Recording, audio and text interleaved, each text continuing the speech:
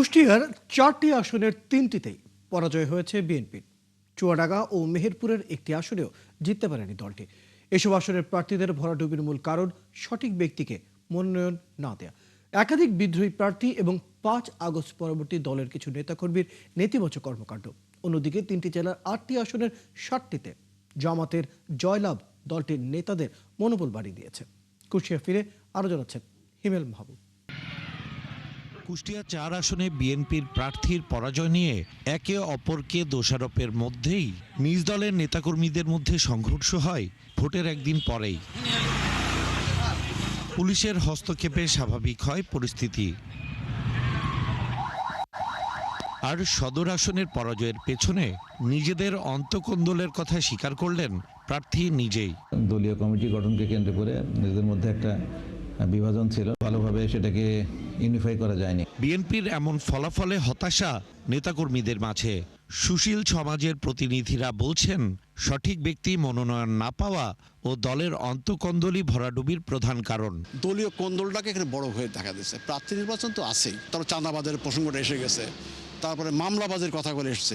এখানে কিন্তু মানুষ একটা কথা বলে যে এসব ব্যাপারে বিএনপির কিছু ভুল করছে তারা, কিন্তু সেই তুলনায় জামাত কি করছে, তারা কিন্তু এই সুযোগটা নিয়ে তারা দল গোছাচ্ছে। মনোনয়ন যখন দেওয়া হয়, দেওয়ার পরপরই কিন্তু একটি পক্ষ তাদের মধ্যে কিন্তু একটা ভাঙন তৈরি হয় এবং তাদের মনোনয়নের ব্যাপারে তারা ব্যাপক বিক্ষোভ, মানববন্ধন, মশাল মিছিল সহ অনেক কিছু করেছে। আগামীর অগ্রগতির ভিত্তি আনোয়ার ইস্পাত, স্ট্রংগেস্ট স্টিল সিন্স 1978। কুমারখালী উপজেলা বা কুকসা উপজেলা যে বিএনপির যে কমিটি করা হয়েছে, এই কমিটি এমন কিছু লোককে দিয়ে করা হয়েছে যারা জীবনে কোনো ধানের শীষে ভোটই দিয়ে নাই, তাদেরকে দিয়ে কমিটি করা হয়েছে।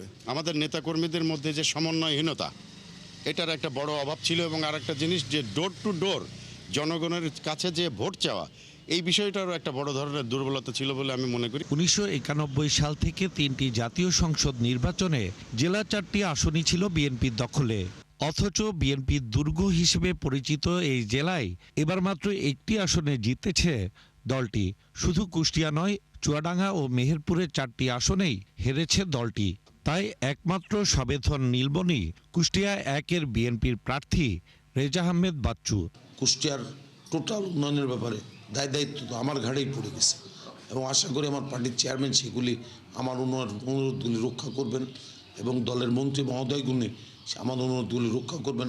তবে জামায়াত নেতারা বলছেন, 5 আগস্ট পরবর্তী সময়ে বিএনপির অনেক নেতাকর্মীর কর্মকাণ্ডই প্রভাব ফেলেছে ভোটের মাঠে। জুলাই অভ্যুত্থানের 5 আগস্টের পরে তারা অনেক অনৈতিকতার সাথে জড়ায় পড়েছে, যেটা সাধারণ মানুষ ভালোভাবে নেয়নি। আসনগুলোতে নিজেদের জয় ধরে রাখার প্রত্যয় জামায়াত নেতাকর্মীদের। কুষ্টিয়া, মেহেরপুর, চুয়াডাঙ্গার 8টি আসনের মধ্যে 7টিতেই জয় পেয়েছে বাংলাদেশ জামাতে ইসলামী, আর মাত্র একটিতে জয়লাভ করেছে বিএনপি।